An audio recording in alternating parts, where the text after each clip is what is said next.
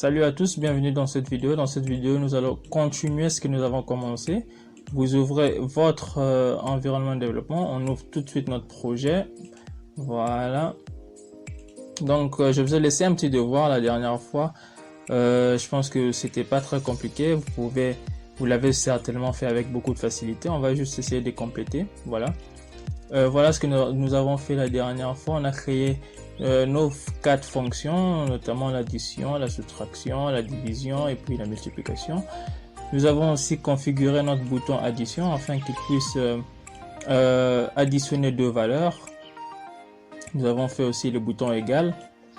Et il nous reste à faire en fait le bouton la soustraction, la multiplication ainsi que la division. Ok. Ce qu'on peut faire, on pourrait on peut le mettre en fait, on peut créer, on peut mettre des codes dans ces fonctions. Oui, on peut le faire comme ça va peut-être prendre plus d'espace. Ou on peut simplement aussi, je pense ici, utiliser la même fonction pour tous nos opérateurs.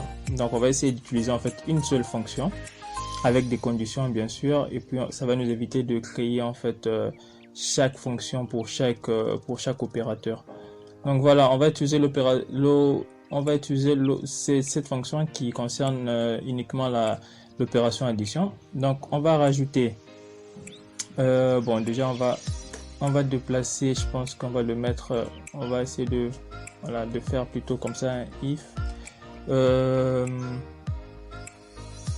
Oui, if, on va prendre btn, on récupère le texte du bouton appuyé, on va voir s'il est égal à l'addition. On fait la même chose, on va faire la même chose pour les trois autres. Je pense que ça sera beaucoup plus simple. On fait un copier-coller. Ensuite voilà, soustraction, multiplication et la division. En fait ça nous permet juste de récupérer en fait les textes qui est sur le bouton appuyé. Donc ici en l'occurrence, si on appuie sur les plus, ça va récupérer en fait ces textes. Si on appuie sur le bouton soustraction, ça récupère aussi le texte qui est affiché sur le bouton. Donc tout simplement en fait ça nous permet de savoir quelle opération nous utilisons en fait, quelle opération l'utilisateur a besoin, on va dire. Ensuite ici par exemple pour le plus, on va dire que l'opération, bon on va juste copier, ça, on va le déplacer d'ailleurs, on va le ramener ici. Ensuite on va faire un copier-coller encore une seconde fois. Voilà. Ici on va changer en soustraction. Ici on va changer en multiplication. Ensuite ici on va changer en division. Bon, ça c'est déjà une première étape. Ensuite on va déplacer celui-là aussi, on va le ramener à l'intérieur du plus. On le prend, on le ramène ici, on va aligner les textes comme ça, voilà. Ensuite on va copier ça aussi, on va le copier, on va le mettre dans la soustraction. On va changer le symbole ici en moins. On fait la même chose pour la multiplication, on va changer le symbole en multiplication. On fait la même chose pour la division, on change le symbole en division. Voilà, très simple, pas trop compliqué. Je pense que oui, ça va nous permettre de récupérer en fait tous nos 4 opérateurs sur une seule fonction, donc c'est avantageux.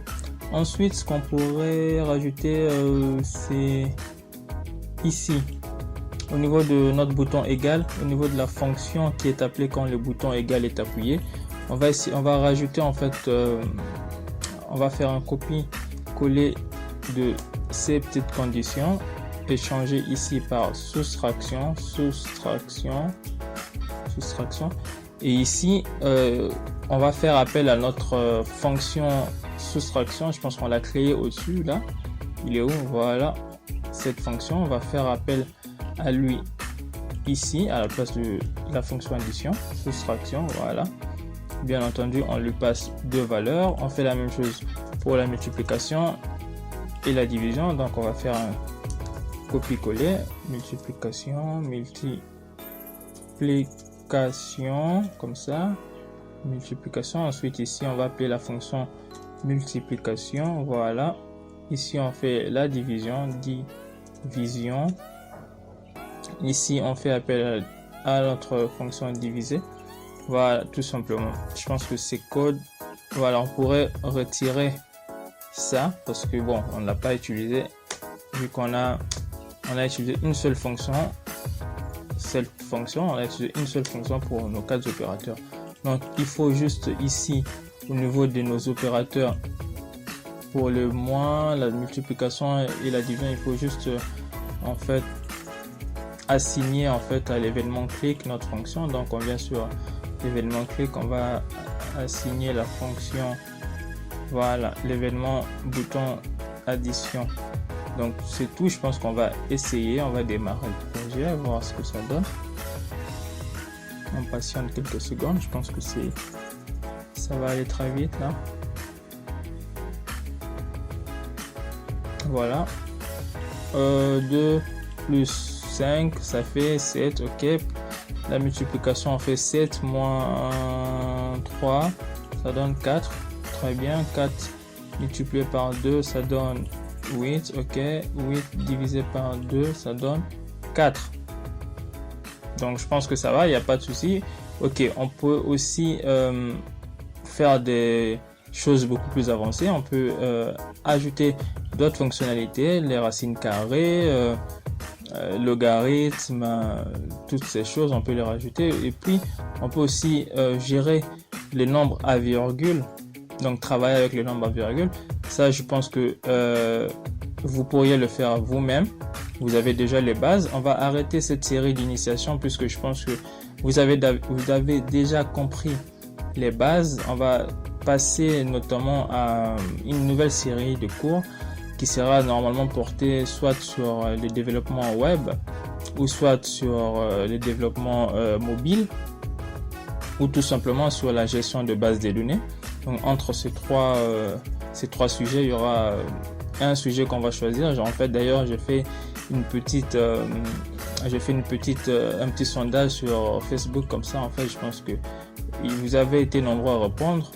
Je verrai le sujet qui a le plus intéressé les gens et puis je pourrais notamment choisir le sujet qui a été le plus demandé et puis on va le faire, il n'y a pas de souci. Alors je vous dis prenez soin de vous, restez connectés, à la prochaine. N'hésitez pas à partager la vidéo si ça vous a intéressé et si vous avez aimé. Moi je vous dis bye bye.